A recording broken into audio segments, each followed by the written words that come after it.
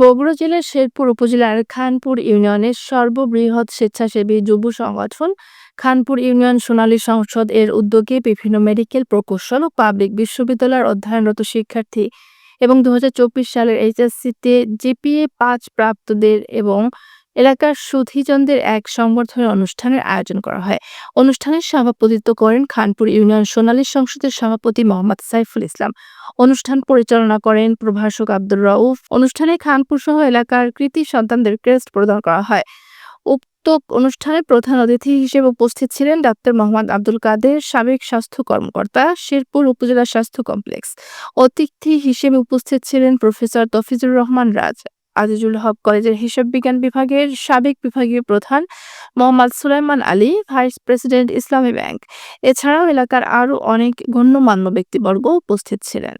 আজকের এই মঞ্চে দাঁড়িয়ে আমার মনে পড়ছে ২০১৯ সালের কথা। ওই সময় আমি উপলব্ধি করতাম যে আমাদের এই উপজেলার যে 10টা ইউনিয়ন আছে, সেই 10টা ইউনিয়নের ভিতরে খানপুর ইউনিয়নের শিক্ষা দীক্ষা এবং সামাজিক উন্নয়নটা অনেক পিছিয়ে।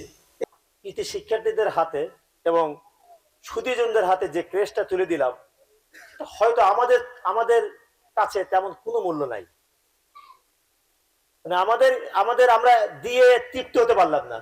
আর হয়তো অনেক দামি, অনেক বড় রকমের ক্রেস্ট দেওয়া, বড় রকমের পুরস্কার দেওয়ার ইচ্ছা ছিল।